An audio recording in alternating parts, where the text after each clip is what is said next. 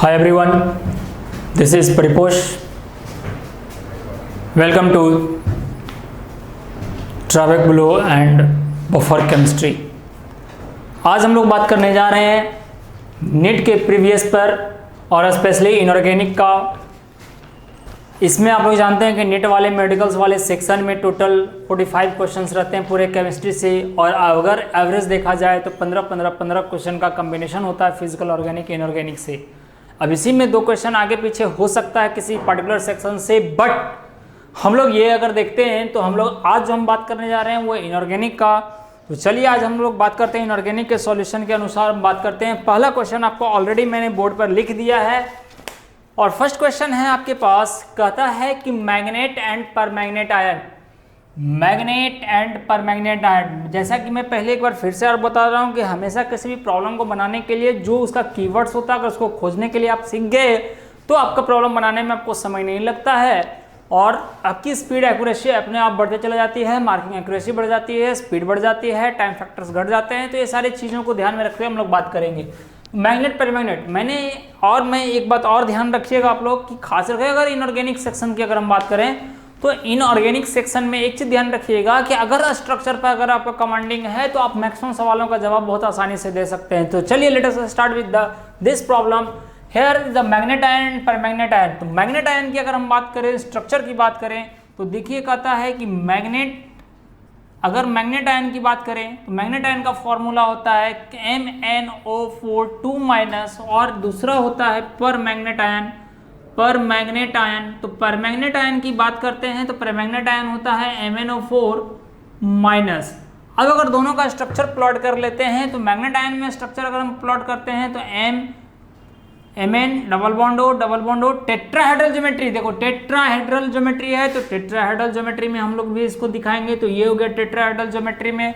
और परमैग्नेट आयन की बात कर लेते हैं तो परमैग्नेट आयन वाले केस में क्या हो जाएगा कि इसका स्ट्रक्चर हो जाएगा कुछ ऐसा होता है, डबल बॉन्ड O और ये O नेगेटिव, एक नेगेटिव चार्ज।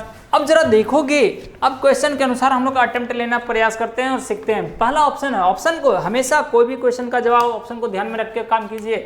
तो पहला ऑप्शन है कि नो पाई बॉन्ड। तो गलत बात है कि देखो अगर एक सिग्मा है तो दूसरा पाई दिख रहा है, सिग्मा है तो पाई दिख रहा है, ये सिग्मा है। यहाँ पर भी देखो सिग्मा पाई सिग्मा, मतलब pi sigma and only sigma bond. तो ये वाला ऑप्शन नहीं होगा, पहला ऑप्शन कैंसिल हो गया। दूसरा कहता है कि pi bond involves overlap of p orbital of oxygen and p orbital of manganese. तो अगर आप मैंगनीज की कॉन्फ़िगरेशन को देखते हैं तो मैंगनीज का कॉन्फ़िगरेशन आप क्या लिखते हो? अब देखो यहाँ पर अगर हम देखते हैं तो यहाँ पर इसका ऑक्सीडेशन स्टेट है +6, यहाँ पर ऑक्सीडेशन स्टेट है +6 और यहाँ पर है आपका +7। तो अगर हम कॉन्फ़िगरेशन देखते हैं मैंगनीज का तो मैंगनीज वाले का कॉन्फ़िगरेशन क्या लिखते हो? सिर्फ हम लास्ट कॉन्फ़िगरेशन लिख रहे हैं तो 3d5 लिखते हो और 4p0 लिखते हो। तो अगर हम Mn+6 का अगर लिखें तो क्या हो जाएगा कि 3d1 4s0 और 4p0। और अगर Mn+7 की बात कर लेते हैं तो 3d0 4s0 4p0। अब जरा देखो कि अगर इसमें भी पाई बॉन्ड जाएगा तो हमेशा बॉन्डिंग में पहले अंदर वाला ऑर्बिटल जाएगा, तो अंदर वाला जाएगा तो यहाँ से कौन जाएगा? अब यहाँ से अगर देखो तो यहाँ से जाएगा d ऑर्बिटल, यहाँ से भी जाएगा d ऑर्बिटल। क्यों जाएगा? पाई बॉन्ड में d ऑर्बिटल जाएगा। क्यों जाएगा? तो पहला इनर ऑर्बिटल फील्ड होगा तभी आउटर ऑर्बिटल बॉन्डिंग में पार्टिसिपेट करेगा। और यहाँ पर आप जानते हो कि d में मैक्सिमम 10 इलेक्ट्रॉन रहते हैं और 5 ऑर्बिटल्स होते हैं और Mn+6 वाले में मात्र 1 इलेक्ट्रॉन है, +7 वाले में 0 इलेक्ट्रॉन है। इसका मतलब सारे ऑर्बिटल्स इसके खाली हैं। सो मैंगनीज का जब भी जाएगा तो पाई बॉन्ड में तो d ऑर्बिटल जाएगा, मैंगनीज का d जाएगा और ऑक्सीजन का p जाएगा, क्योंकि ऑक्सीजन के पास d ऑर्बिटल नहीं होता है। तो ये वाला भी ऑप्शन आपका कैंसिल हो गया। फिर बोलता है pi bonding involve the overlap of d orbital of oxygen. अब ऑक्सीजन के पास तो d ऑर्बिटल नहीं होता है तो ये कैंसिल, तो बच गया वो है। अब देखो पाई बॉन्ड है, p ऑर्बिटल ऑफ ऑक्सीजन है, d ऑर्बिटल ऑफ मैंगनीज है। तो यस इट इज राइट, ये आपका सही हो जाएगा। अर्थात यहाँ से चलेगा p of oxygen and d of manganese, ये पाई बॉन्ड बनेगा। यहाँ पर भी ये जो पाई बॉन्ड है p of oxygen and d of manganese, यहाँ पर भी जो है p of oxygen and d of manganese, इस वाले केस में भी P of oxygen and D of manganese, और इस वाले भी केस में जाएगा P ऑफ ऑक्सीजन और D ऑफ मैग्नीज। तो इस प्रकार से ओवरलैपिंग हो जाएगी। तो ये थे हमारे फर्स्ट क्वेश्चन। अब हम लोग चलते हैं सेकंड क्वेश्चन की ओर। जैसा कि हम लोगों ने बोला कि पहले हम लोग इनऑर्गेनिक की बात कर रहे हैं, तो सिर्फ और सिर्फ इनऑर्गेनिक के अनुसार चलेंगे। तो ये आपके फर्स्ट क्वेश्चन थे। अब हम लोग चलते हैं सेकंड क्वेश्चन की ओर।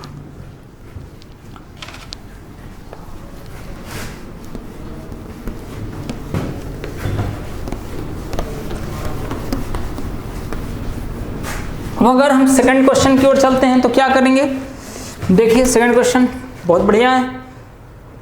सेकंड क्वेश्चन है डाइएटॉमिक मॉलिक्यूल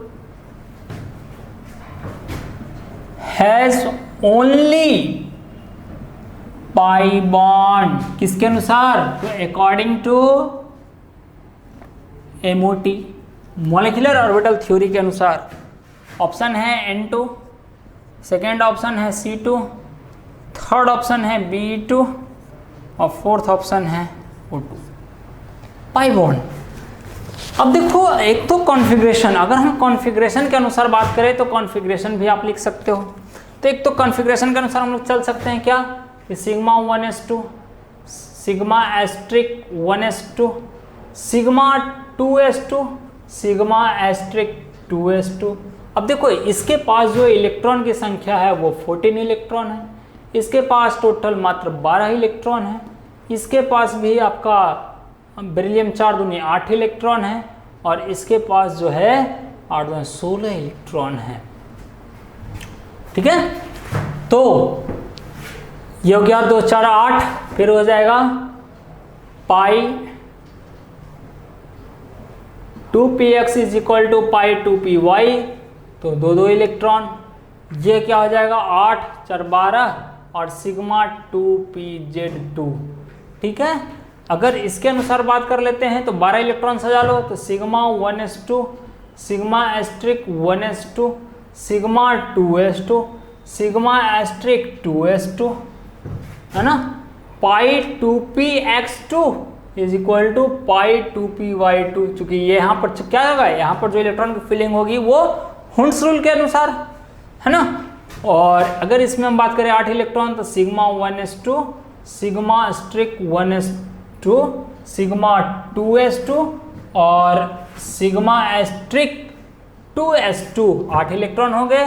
और थर्ड, इसमें ऑक्सीजन वाले में क्या होगा, तो आपको पता है कि नाइट्रोजन के बाद जो है ये चेंज हो जाता है ना, ये दोनों आगे पीछे हो जाएगा। तो क्या हो जाएगा, sigma 1s2, sigma asterisk 1s2, sigma 2s2, sigma asterisk 2s2, sigma 2pz2, sigma 2px is equal to pi ना, पाई 2px और पाई 2py, तो दोनों का 2 2, और यहाँ क्या होगा 14 इलेक्ट्रॉन, और फिर क्या हो जाएगा pi asterisk 2px is equal to pi asterisk 2py।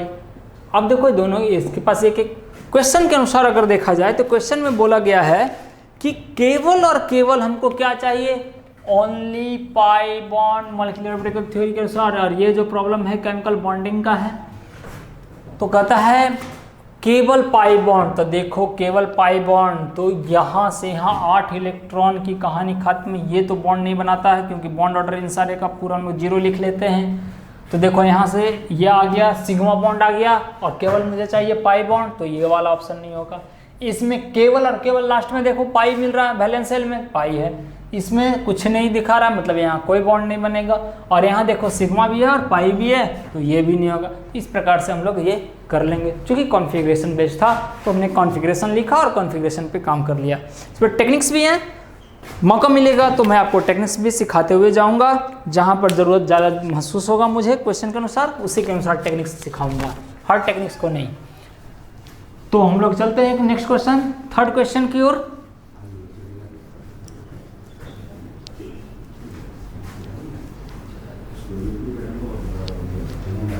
तो थर्ड क्वेश्चन की ओर चलते हैं।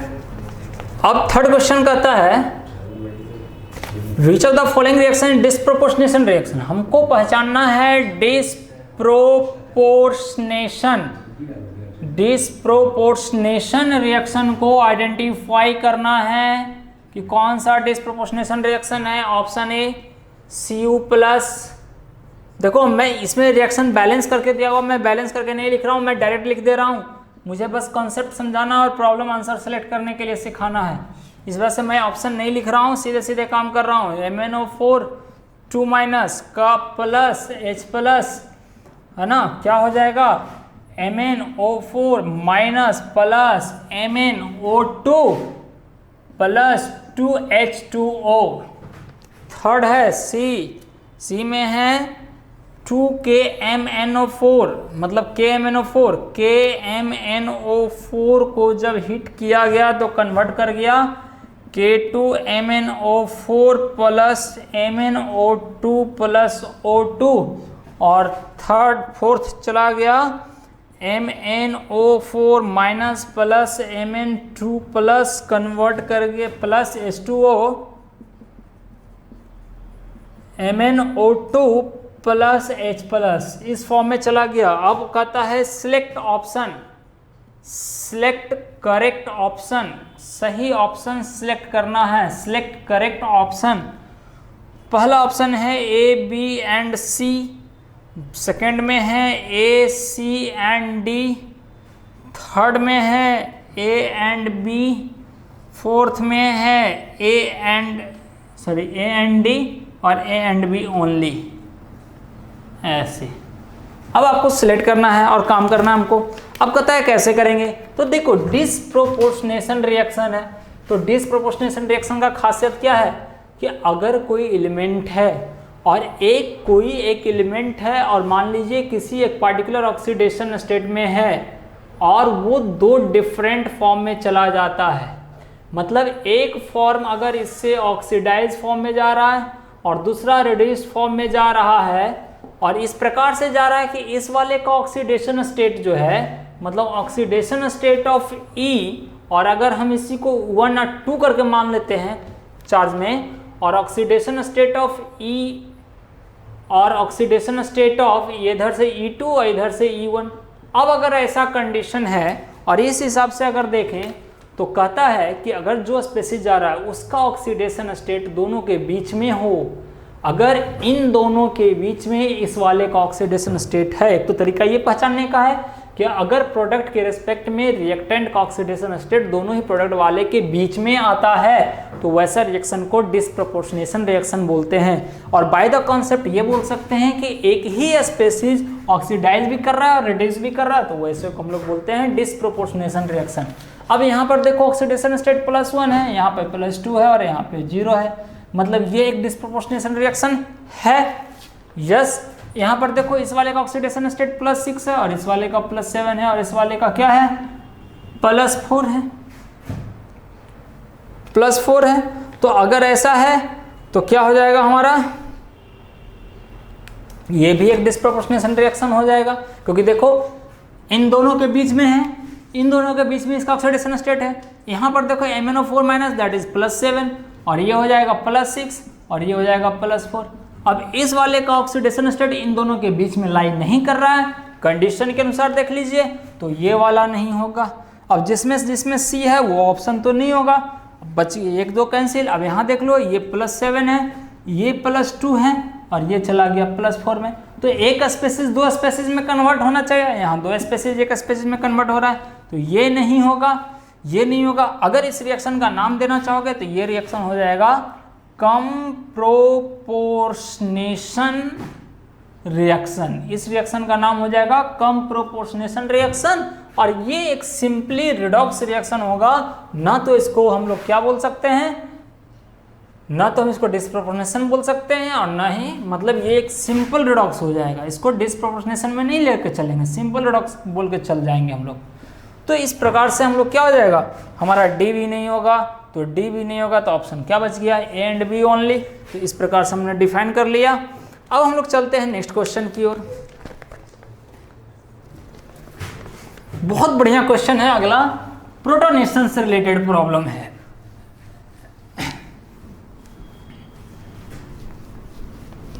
ये जो क्वेश्चन था अभी वो आपका रिडॉक्स वाले चैप्टर से था।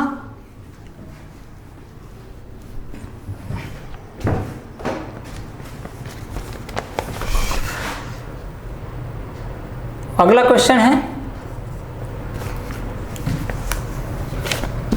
फोर्थ नंबर, वो है आपका मोस्ट डिफिकल्ट टू, ये बोल रहा है कि most difficult to protonate, most difficult to protonate, कौन होगा मोस्ट डिफिकल्ट टू प्रोटोनेट? कुछ स्ट्रक्चर बना के दे दिया गया इस तरह से आपको, CH3 सेकेंड वाले में है CH3O CH3, थर्ड PHOH और फोर्थ में है OHH, इस प्रकार से है।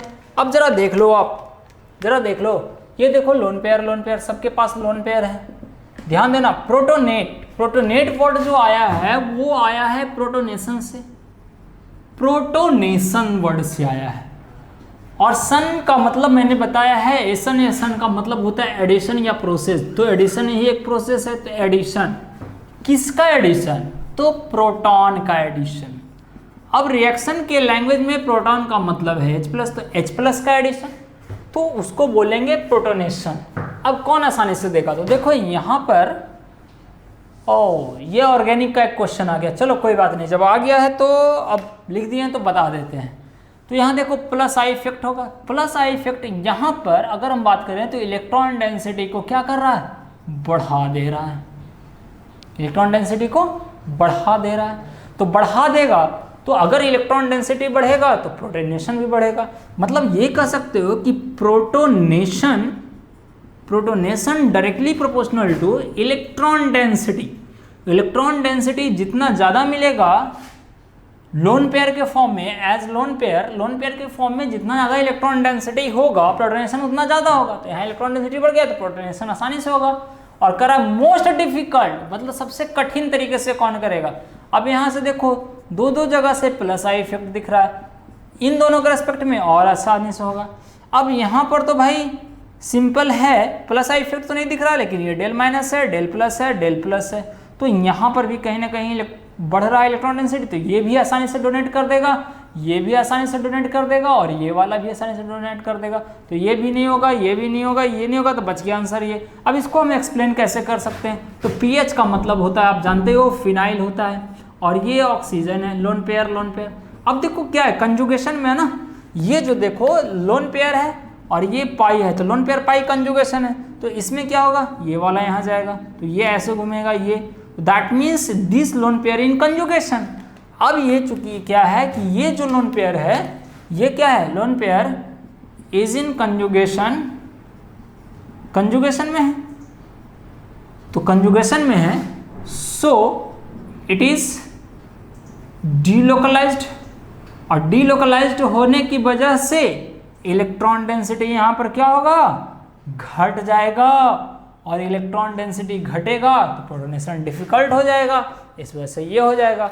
अगर हम ऑर्डर सजाना चाहें, अगर इसका ऑर्डर लिखना चाहें, तो अगर ऑर्डर बेस्ड होगा तो सबसे डिफिकल्ट प्रोटोनेशन 3 नंबर का, उसके बाद देखो 4 नंबर का, चूंकि ये +I इफेक्ट है, यहाँ कोई इफेक्ट नहीं, यहाँ 0 इफेक्ट है तो 0 इफेक्ट वाले का जाएगा, लेकिन यहाँ पर पोलराइजेशन की वजह से दिख रहा है, यहाँ पर 1 +I इफेक्ट है, यहाँ पर 2 + इफेक्ट, तो ये हो जाएगा, और लास्ट में हो जाएगा 2 नंबर। तो इस प्रकार से हम लोग क्या कर सकते हैं, इसको एक्सप्लेन कर सकते हैं। ठीक है, तो आंसर क्लियर है। हमारा नेक्स्ट क्वेश्चन की ओर चलते हैं अब हम।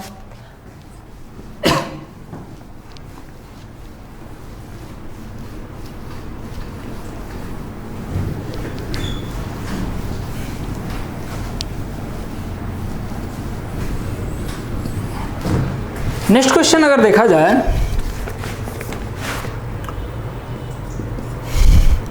विच are the following species not suitable. मतलब नॉट सुटेबल का मतलब है कि कौन नॉट अस्टेबल, कौन एग्जिस्ट नहीं करेगा। फर्स्ट है GeCl6 2-, सेकेंड है SnOH6 2-, थर्ड है SiCl6 2-, और फोर्थ है SiF6 2-। इस प्रकार से हमारे पास। अब इसको एक्सप्लेन करना है, तो कैसे इसको एक्सप्लेन करेंगे ये समझिएगा। नॉट स्टेबल, तो स्टेबिलिटी यहाँ पर क्वेश्चन को देखिए और क्वेश्चन के अनुसार एनालाइजेशन लीजिए। देखेंगे कि ये सारे जो कंपाउंड है वो सारे के सारे ग्रुप 14 के कंपाउंड है, ग्रुप 14 का है। और ग्रुप 14 में अगर सबसे पहले देखो तो कौन कौन सा एलिमेंट है, काशी जैसन, पंजाब फ्लावर। अब यहाँ पर एलिमेंट में है टीन है, सिलिकॉन है और जर्मेनियम है। तो यहाँ पर भी हम कंसिडर करेंगे ये 3 के बारे में चर्चा कर रहा है, हम इसी 3 के बारे में चर्चा करेंगे, बाकी हम चर्चा नहीं करेंगे क्योंकि क्वेश्चन को अटेम्प्ट लेने के लिए सीखना है हमको। तो ये अब ऊपर से नीचे अगर जाते हैं तो साइज क्या हो रहा है, साइज बढ़ रहा है। साइज बढ़ेगा तो presence of vacant D orbital भी बढ़ेगा विथ हायर एनर्जी के साथ बढ़ेगा, तो ये बढ़ता जाएगा। रिजल्ट क्या होगा, तो अगर हम स्टेबिलिटी फैक्टर को लें तो कहता है कि स्टेबिलिटी जो होगा वो directly proportional to size of central atom और inversely proportional to size of side atom. ये भी ध्यान रखना है कि अगर साइज बढ़ेगा तो स्टेबिलिटी कंपाउंड का बढ़ता जाएगा। अब इस हिसाब से अगर देखो तो सबसे छोटा साइज कौन है, सिलिकॉन का। तो भाई ये दोनों ऑप्शन तो छट गया क्योंकि हमको नॉट स्टेबल बताना है, तो ये दोनों कंपेयर करना है, चारों में से बेस्ट आंसर हमको ढूंढना है। अब ये बचा, अब यहाँ से देखो क्लोरीन है, फ्लोरीन है, inversely proportional to stability of side atom, तो ये भी नहीं होगा, ऑप्शन हो जाएगा 3। तो इस प्रकार से हम लोग एनालाइज कर लेंगे। अगला क्वेश्चन देखते हैं हम लोग। Next question,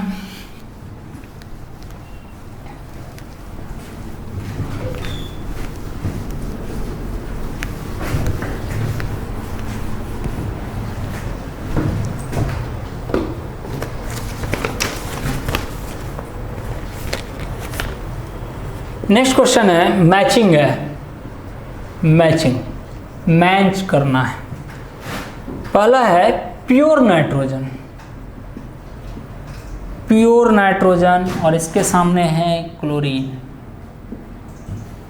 B Haber process sulphuric acid. C contact process, तो कांटेक्ट प्रोसेस में आता है हमारा अमोनिया, और चौथा डेकेंस प्रोसेस। तो डेकेंस प्रोसेस के लिए लिख रहा है ये सोडियम एजाइड या बेरियम एजाइड की बात कर रहा है। करेक्ट ऑप्शन को सिलेक्ट करना है, ABCD मैचिंग 1 2 3 4 2 4 1 3 3 4 2 1 3 4 2 1 4 3 2 1 1 2 3 4। अब ये करना है। अब देखो प्योर नाइट्रोजन, अगर कुछ भी नहीं याद है इसमें 1 2 भी याद अगर है तो आपका आंसर बन जाएगा। अगर 1 2 याद है ऐसे क्वेश्चन में तो थोड़ा सा अपना अप्रोच लगा सकते हैं। जैसे हैवर प्रोसेस ऑलवेज अमोनिया की ओर जाता है, NH3 की ओर। तो हैवर प्रोसेस अमोनिया, तो बी जाएगा 3 में। बी वाले को देखो 3 कहाँ है, देखो ऑप्शन बन गया हमारा सीधे। तो अगर थोड़ा सा याद है क्वेश्चन में तो याद बन सकता है, लेकिन अगर हम मैचिंग कर लेते हैं, परफेक्ट मैचिंग, तो प्योर नाइट्रोजन जाएगा हमारा। तो प्योर नाइट्रोजन चला जाएगा, ये 4 नंबर, ये चला जाएगा 3 नंबर। फिर कॉन्टैक्ट प्रोसेस सल्फ्यूरिक एसिड है और डेकेंस प्रोसेस में हमारा क्लोरीन है। अगर हम सबको एक्सप्लेन कर दें, पहला अगर प्योर नाइट्रोजन की फॉर्मेशन की बात करता है तो प्योर नाइट्रोजन बनता कैसे है, तो कहता है कि सोडियम एजाइड को जब आप सोडियम एजाइड को हीट करते हो तो हीट करने से सोडियम और नाइट्रोजन गैस अलग अलग हो जाता है। ये प्रोसेस है, ये जो भी मिलेगा प्योर नाइट्रोजन। मैं एक एक को एक्सप्लेन कर दे रहा हूँ। BaNa3 का होल ट्वाइस, जब इसको आप एजाइड को हीट करोगे तो बेरियम और नाइट्रोजन दोनों, रिएक्शन को आप बैलेंस कर लेना खुद से। अगर हम सेकंड वाले को बात करें, अगर सेकंड में है हमारा हैबर प्रोसेस, तो अगर हम हैबर प्रोसेस की बात करें तो कहता है हैबर प्रोसेस में कैसे डिफाइन करेंगे। तो हैबर प्रोसेस में कहता है कि कुछ नहीं करना है कि नाइट्रोजन गैस फॉर्म में है और हाइड्रोजन गैस फॉर्म में है। चूँकि हम बस क्वेश्चन के अनुसार रिएक्शन को एनालाइज कर रहे हैं, ठीक है। आयरन है, मॉलिब्डेनम है, टेम्परेचर 500 से 550 डिग्री सेल्सियस पर जब इसको हीट करोगे तो अमोनिया गैस बाहर आएगा, प्लस कुछ एनर्जी भी रिलीज करता है। तो ये एक शॉर्ट फॉर्म में मैंने बताया, आपको शॉर्टली बताया, शॉर्टली, बहुत डिटेल में नहीं गया हूँ। और ये 1:3 रहता है by volume.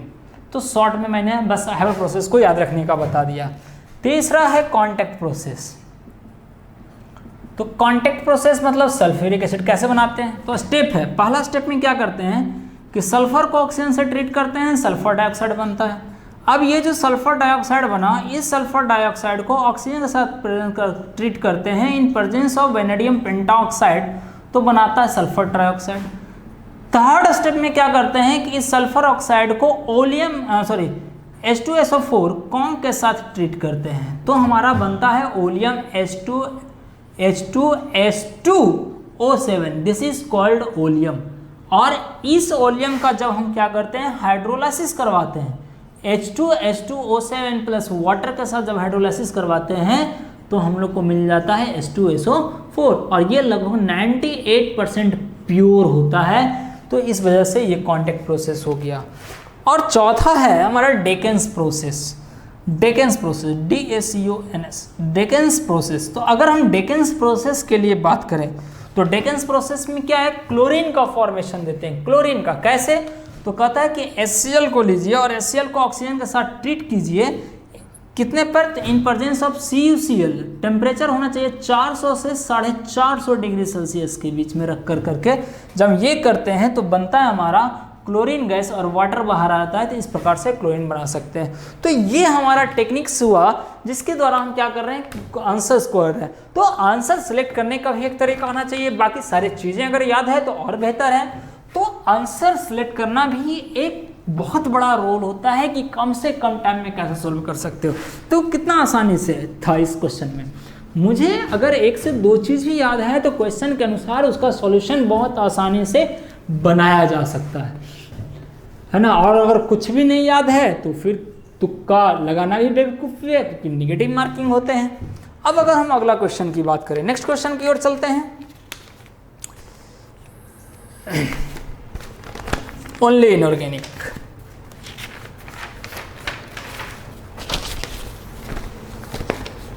Yes, next question है, सेकेंड पीरियड एलिमेंट है, सेकेंड पीरियड एलिमेंट है, सेकेंड पीरियड एलिमेंट है और बोल रहा है कि इसमें कि correct increasing order of first ionisation enthalpy, first ionisation enthalpy का करेक्ट ऑर्डर लेना है। ऑप्शन 1 है lithium, boron, beryllium, carbon, oxygen, nitrogen, fluorine और नियॉन। सेकंड में है lithium, boron, beryllium, carbon, nitrogen, oxygen, fluorine, neon. Third lithium, beryllium, boron, carbon, oxygen, nitrogen, fluorine, neon. Fourth है lithium, beryllium, boron, carbon, nitrogen, oxygen, fluorine और neon. देखो, आप जानते हो कि अगर हम बात करते हैं अलोंग पीरियड, अगर पीरियड की अलोंग बात करते हैं तो जैसे ही पीरियड में लेफ्ट टू राइट जाते हैं तो आयनाइजेशन पोटेंशियल, वो भी फर्स्ट वाला खास तौर पे फर्स्ट आयनाइजेशन पोटेंशियल क्या होता है कि आपका बढ़ता है। तो बढ़ता है तो उस हिसाब से हमारा क्या होना चाहिए, लिथियम के बाद बेरिलियम, बेरिलियम के बाद बोरॉन, बोरॉन के बाद कार्बन, कार्बन के बाद नाइट्रोजन, नाइट्रोजन के बाद ऑक्सीजन, ऑक्सीजन के बाद फ्लोरीन, फ्लोरीन के बाद नियॉन, ये होना चाहिए। बट ऐसा नहीं होता है, ऐसा नहीं होता है क्योंकि आपको पता है कि इसका जो कॉन्फ़िगरेशन होता है वो 2s2 2p3 होता है और इस वाले का होता है 2s2 2p4 होता है। यहाँ पर आ जाओ तो ये होता है 2s2 और ये होता है 2s2 2p1। तो ये देखो क्या है कि एक जो है पार्शियल फील्ड है और ये हाफ फुल फील्ड है। देखो यहाँ से ये क्या है, फुल फील्ड है, ये फुल फील्ड है और ये क्या है, पार्शियल फील्ड है। तो पार्शियल फील्ड से इलेक्ट्रॉन को निकालने में कम एनर्जी की रिक्वायरमेंट होती है और फुल फील्ड से ज़्यादा एनर्जी की रिक्वायरमेंट होगी। तो ये जो ऑर्डर होगा वो कुछ ऐसा हो जाएगा। सिमिलरली यहाँ पर क्या है, ये हाफ फील्ड है, ये जो है वो हाफ फील्ड है और यहाँ पर ये क्या है, तो पार्शियल फील्ड है। फिर वही बात है, आपको पता है कि अगर हम इस तरह से बात करें तो कहता है कि अगर हम एनर्जी स्टेबिलिटी ऑर्डर की बात करते हैं, स्टेबिलिटी की पहले बात करते हैं तो फुल फील्ड, फुल फील्ड, फिर हाफ फील्ड, हाफ फील्ड और फिर पार्शियल फील्ड होता है, पार्शियल फील्ड। तो इस हिसाब से अगर हम बात करते हैं तो अगर एनर्जी की बात कर लेंगे, क्योंकि आयनेशन एनर्जी, तो एनर्जी में क्या हो जाएगा, फुल फील्ड, फिर हाफ फील्ड और फिर पार्शियल फील्ड, ये ऑर्डर चलता है। तो इस हिसाब से ये भी बदल जाएगा। अब ये दोनों जहां बदला हुआ रहेगा वो है आपका, अब देखो बेरिलियम बोरॉन में बेरिलियम का ज़्यादा, नाइट्रोजन ऑक्सीजन में नाइट्रोजन का ज़्यादा, सो आंसर इज 1, ये दोनों कैंसिल। तो आपको याद रखना है कि अगर हम फर्स्ट आईपी की बात कर लेते हैं, फर्स्ट आईपी या आयोनेशन एंथैल्पी या आईपी की बात कर लेते हैं, अगर ग्रुप के अलॉन्ग पीरियड में देखते हैं तो फर्स्ट से ज़्यादा सेकंड का और सेकंड से भी ज़्यादा थर्ड का, उससे ज़्यादा फोर्थ का, मतलब 13 का, 14 का, फिर 15 का और 15 का 16 से भी ज़्यादा होता है, फिर 17 का ज़्यादा और 18 तो भाई पूरी तरह से भरा हुआ है, ही स्टेबल हाई स्टेबिलिटी मेंटेन किया हुआ है। सो इस प्रकार से ऑर्डर हमारा क्या हो जाएगा, ऑप्शन 1। तो ये ध्यान रखना है। अब अगला क्वेश्चन,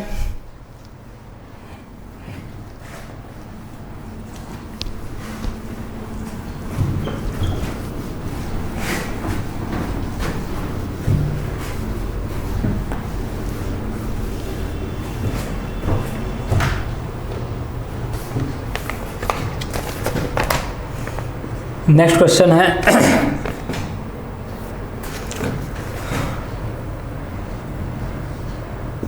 series of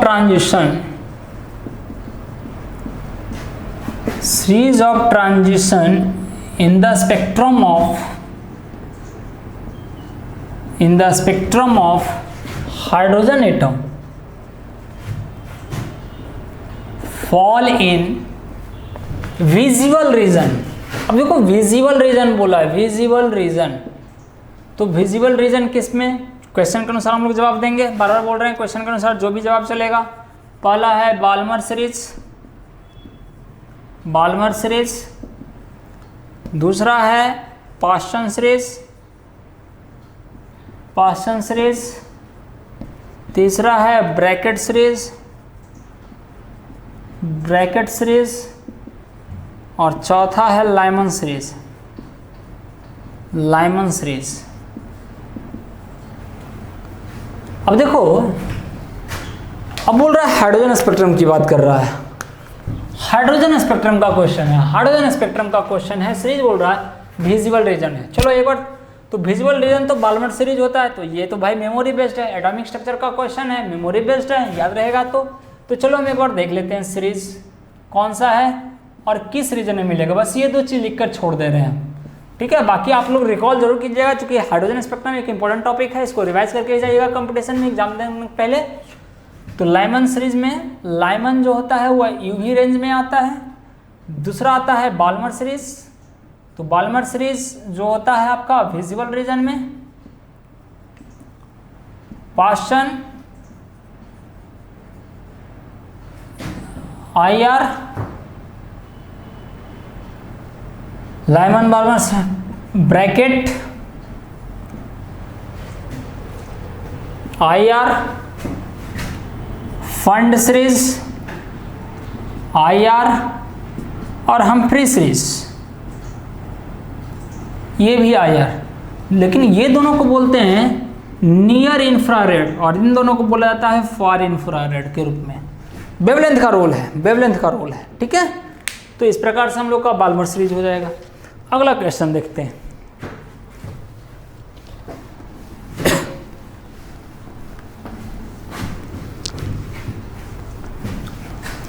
अगर आप लोग को मेडिकल पॉइंट ऑफ व्यू से किसी चीज़ का कोई डिमांड होगा तो आप लेक्चर के कमेंट बॉक्स में जाकर करके आप अपना कमेंट छोड़ सकते हैं, ताकि मैं उसके अनुसार भी कुछ वीडियो बना दूं, जैसा कि अगर आपको ज़रूरत पड़े तो।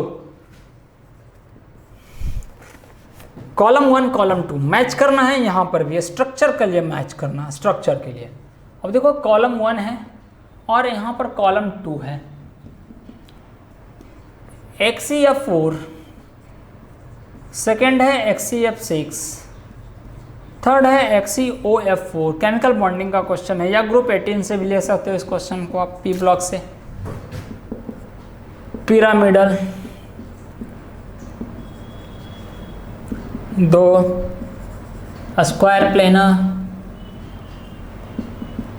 Third distorted octahedral, distorted octahedral, और फोर्थ है स्क्वायर पिरामिडल।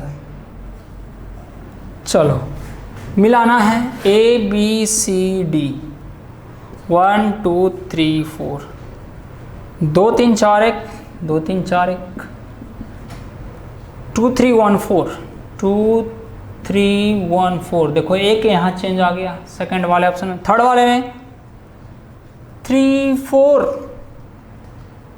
1 2, फिर है 1 2 3 4। इस प्रकार से एक्सप्लेन्ड है। अब इसको आप अप्लाई करिएगा और देखिए बहुत बहुत मज़ा आने वाला है, हम लोग को बहुत ज़्यादा मज़ा आने वाला है। कैसे करेंगे? हाइब्रिडेशन निकाल लो। अगर हाइब्रिडेशन निकालने से पता चलेगा, पिरामिडल का मतलब होता है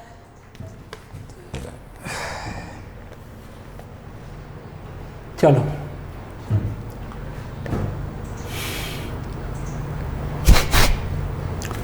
देखो जेनॉन है, सबका वैलेंस इलेक्ट्रॉन 8 है। अब इसके आधार पे हमको बात करना है, तो कैसे बात कर जाएंगे हम लोग?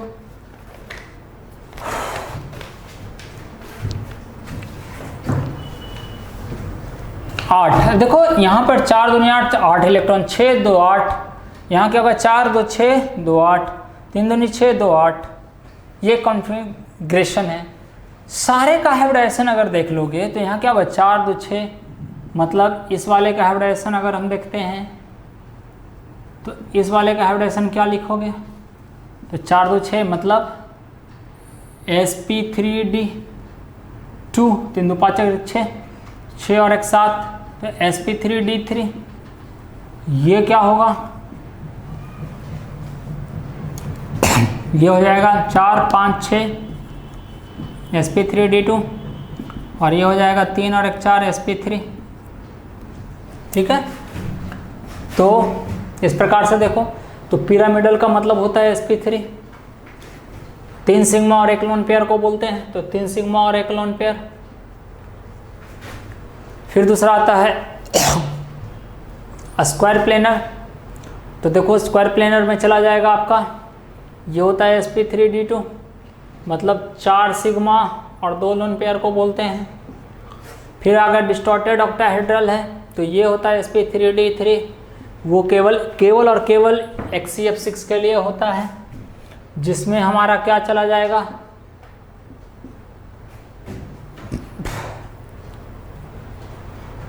छः सिग्मा और 1 लोन पेयर। और स्क्वायर पिरामिडल जो बच गया, तो बच गया किसका? C का। तो स्क्वायर पिरामिडल ये भी चला जाएगा आपका sp3d2। स्क्वायर पिरामिडल मतलब हो गया 4 1 5 सिग्मा प्लस 1 लोन पेयर को बोलते हैं। तो इस प्रकार से आपका डिफाइन हो जाएगा। तो इस हिसाब से अगर आप आपस में मैच करते हो तो 1 आ जाएगा, ये नहीं होगा, ये नहीं होगा, ये नहीं होगा। तो इस प्रकार से आपका ये वाला सेक्शन हो जाएगा।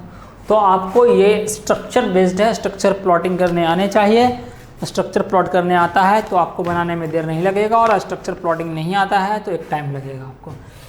अब देखो अगला जो क्वेश्चन है वो रिडक्स से ही चैप्टर से ही उठाया गया है, लेकिन डायरेक्ट एनसीईआरटी में ये स्ट्रक्चर बना हुआ है, एक कॉलम में घेर कर करके बनाया गया है इस स्ट्रक्चर को, और वहीं से डायरेक्ट क्वेश्चन उठाया गया है।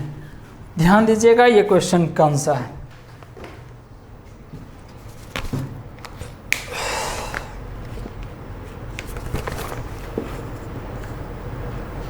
कहता है कि करेक्ट स्ट्रक्चर ऑफ